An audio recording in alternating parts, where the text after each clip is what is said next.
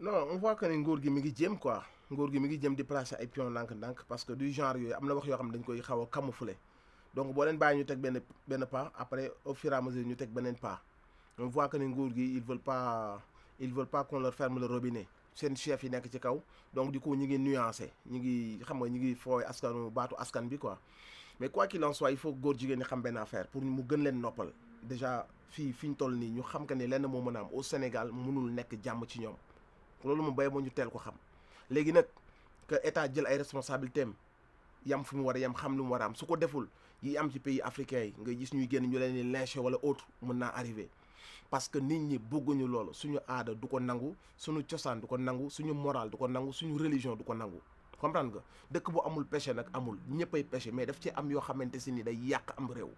yii dafa bokk ci ñaawte fii mën a yàq am réew donc képp ku koy dooleel wala nga koy fësal wala nga koy wala nga leen di liggéeyal wala nga leen di taxawal xamal ne yow ennemi sénégalais yi nga ennemi diine bi nga ennemi ñun suñu ennemi ngay doon comprendre nga gis nañ que ni nguur gi nag mi ngi commencé di jouer ay pions yu bizarre actualité nag day am ñu gis ay nit def dara mu am loo xamante si ni wax bu jotee da nga am looy wax da nga am fooy yem selon information yi nga am selon li nga mën a wax ak li nga mënul wax parce que y a des choses yoo xam ne c'est tellement sensible te diine dafa am lu mu ci wax donc fi nga mën a yem nga yem fi nga mën a yem mooy képp koo xamante si nii yaa ngi def yëfi góor jigéen yaa ngi solo góor jigéen yaa ngi représenté drapeau góor jigéen yaa ngi représenté association góor jigéen xamal ni à partir de période boobu noonu yow yaay ennemi Sénégal yow yaay ennemi diine bi yow yaay ennemi askan bi ak toutes nos valeurs yow yaay ennemi loolu noonu góor jigéen nag kum neex mën nga koo doon mais doo ko doonee Sénégal comprendre nga fi waxee donc loolu noonu y a pas discuter y a pas négocier Sénégal du mës a accepter góor jigéen Sénégal du mës a nangu góor jigéen du fa mës a légal loolu mën na jur tooxi doona boo xamante ni bis bu ko nit ñi bëggee forcer Sénégalais yi mën na jur un truc bu xaw a doy waar donc képp koo xamante si ni nag bëggoo ñu góor la jiiñ la góor jigéen si réew mi ñu nekk defal yëfi góor solol yëfi góor yoral comportement wu góor ñun suñu société Fall ñun ay Baay Fall lañu dañuy laxasaayu góor buy solu dafa war a xam nu muy soloo mais di sol loo xam si boo génn ñu jaawale la ak ay góor jigéen wala ñu jaawale la sax ak jigéen loolu képp ku koy def bu ñu la jiiñee góor jigéen yow yaa koy yóbbee sa bopp góor day def yëfi góor ñun suñu peuple mus a nekk peuple yu yambar topp mode bi nag bay def yëfi góor jigéen loolu képp ku koy def bu ñu la jiiñee góor jigéen yow yaa ko teg sa bopp comprendre nga mode boobu nag ñun bugguñu ko góor day def yëfi góor jigéen def yëfi jigéen mais même mode bi nga xam si góor yi léegi ni ni solo limite day niroog affaire góor jigéen loolu noonu ñun dañ koy bannir dañ koy dàq loolu rafetul naaysul te képp ku koy def ñun dañ lay digal mooy nga bàyyi ko nga génn si bu fekkee affaire gentleman nga ko jàppee xamal du affaire gentleman affaire toot la góor dafa am ay yërëm ci yeneen yërëm am na nag mode yoo xam ne góor jigéen yi pour ñu valider affaire góor jigéen dañ koy jaarale ci musique bi ci star yi ci footballeur rek yu demee noonu parce que mode bi góor jigéen yi ñoo ko ŋànk te seen politique instant bi nii mooy valider góor jigéen donc dañuy kase barrières yi la ñuy kase ndànk par ndànk def nañ ko ci rappeurs yi ñoo gënoon radical rappeurs yi ñëpp xamoon nañ que ne on le dit que ne rappeurs yi c'est des homophobes léegi nag dañ ko jaar ci rappeurs yi ba nga xam ne rappeurs yi dañuy fier si sol marque góor jigéen wala ñu sol ci soleenu góor jigéen donc barrière bi foofu day daanu ñu dem ci jamaïcains yi sol loo leen yëre couleur yu tafu seen yaram yi barrière bi foofu laxasaa yi ñoom Capleton doon def booy yi bi ñu ñëwee defatuñ ko ñu daaneel barrière boobu les gens yi nga xam dañuy authentique woon ñu daaneel seen ay barrière au fur et à mesure stars yooyu dañuy impacté wu ci àdduna bi ba nit ñi leen di seetaan bëgg a nuroog ñoom donc da ngay dem ba yow mi nekk hétéro da ngay solo dox ci mbedd bi ki nekk góor jigéen solo dox donc yow dootoo mën a am yenn haine yi wala yenn bët yi ci moom parce que li nga sol moom la sol donc am na benn approche buñ la def foofu ba adoucir la donc loolu c'est leur plan y a beaucoup d'hétérosexuels yoo xam ne dañoo dem ba daanu ci affaire boobu noonu daanu ci mode boobu parce que gis nañ yenn stars yi di ko def ñu koy def na gars yi dellu si sur terre góor yàlla def yëfu góor solenu góor jiin soxlawul muy ngand comme ñun rappeurs yi ni ñu koy sole mais soxlawul aussi mu serré sa taat yi bu nga xam ne boo waree ginnaaw ñu fokk ne jigéen nga loolu c'est pas nice dañuy waxante dëgg sincèrement parfois góor da lay romb parfois da ngay doxam yàgg nga gis benn nit nga gens ko nii nga gens ko barki yàlla da ngay rus après parce que day geestu ndekete yow góor la parce que nu muy doxee nii da ngay fokk ne benn taay fin la bu mool comprendre nga du ma la fenn lu ma la wax dëgg la ban góor la dalul boo demee ni si temps ni da ngay gis booy mu sol benn affaire yor benn doxin boo xaw a kii ak affaire bu serré down bi nga xaw ko gens nii ah mais bu gestoo da ngay wax da ngay sax yow rus ci sa bopp quoi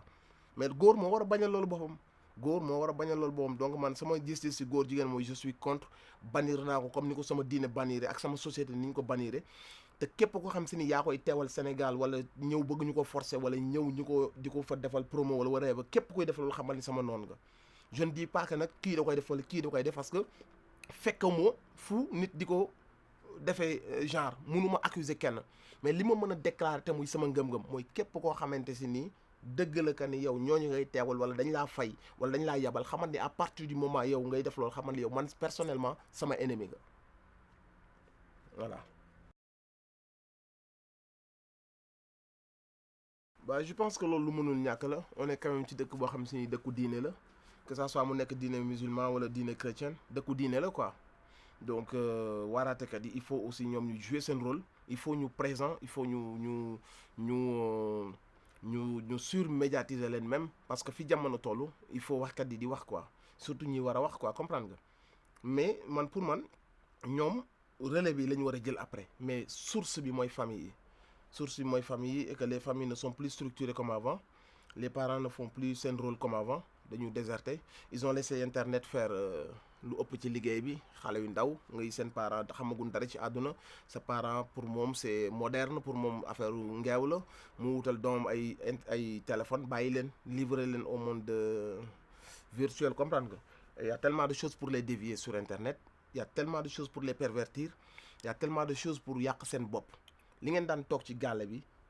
leçon yi nga daan am ci communication bi doon am niñ la daan rectifier boo juumee boo daan toog ci biir ay mag kenn def erreur nañ ko daan ñu gis niñ ko daan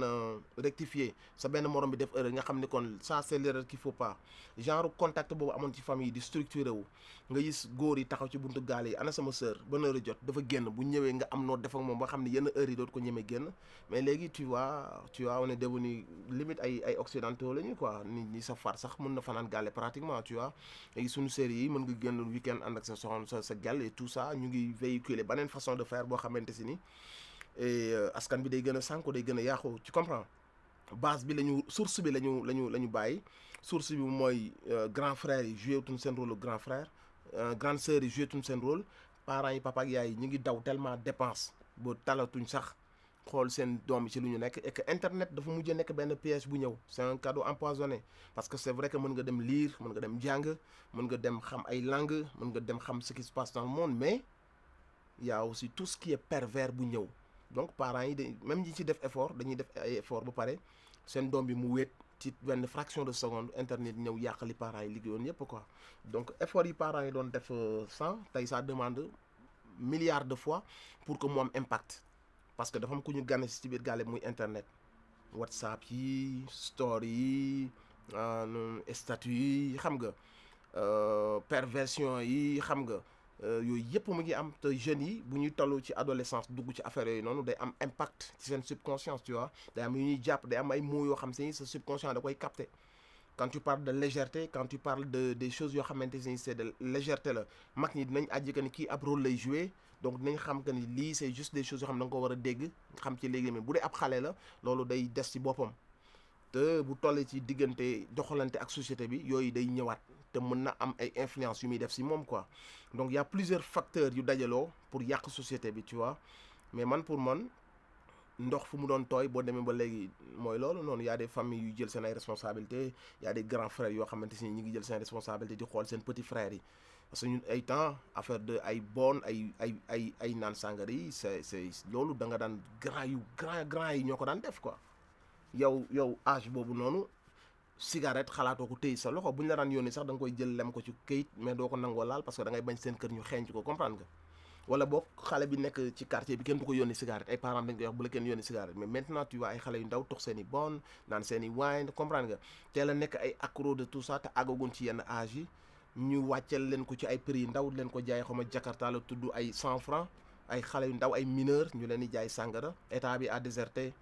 xam nga defatul li mu war a defatul des trucs éducatifs, des trucs civiques à la télé, des trucs vraiment pour def ci ñun valeurs yi war a dem ci ñun. État bi a déserté son rôle, il le fait pas. Les parents ne font plus leur rôle. Les guides religieux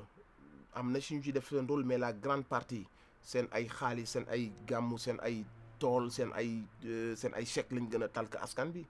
Donc du coup responsabilité yi ñi fuir dañoo bari quoi. Et c'est ça le danger en fait. Donc internet dañ ko bàyyi le terrain et il est en train de faire des ravages. Et société bii di ñëw plus nga gis que si nit ñi seen pudeur di gën a dañ, seen ragal, seen bus ci kanam caméra bi la ñuy taxaw filmer seen bopp, wax liñ bëgg a wax, def liñ bëgg a def, summi liñ bëgg a summi ba pare waaw bët def ko quoi. Sénégalais mosuñ ñeme loolu, tu vois. Et maintenant ça se fait de plus en plus avec beaucoup d'aisance. Et c'est ce qui fait que waaraatekat yi dañuy wax, mais tu sais même les gens qui essayent de donner des leçons de morale et tout ça dañ leen di ciipatu, kii dafa soof may suñu jàmm et suñu dund la sa yoon nekku si. Finalement loolu lañ lay mujjee wax. Même quand tu prends des positions, quand tu vois des gens yu mel ne Jamra et tout ça, bu ñu waxee ba àgg la ñu naan leen yéen saytaane wu leen, seen problème nekku si, seen yoon nekku si, c'est notre vie. Au final ceux qui prêchent même à la télé ne sont pas aussi écoutés comme il se doit. Nit ñi dañ leen wax kan da ngeen saytaane, moomu leen àjjana, da ngeen a soxor, alors que ils ne font que répéter li yàlla wax wala boog li moral wax quoi. Et on est en train de fabriquer une société boo xam si ni benn bombe à retardement la quoi. Il y a aussi à côté de ça des jeunes qui sont bien, qui sont conscients, qui veulent dara seen life, yu gën a gëm seen jàng, yu bëgg a devenir quelque chose. Il y a une jeunesse comme ça, il faut pas toujours aussi penser qu'il y a que du négatif aussi.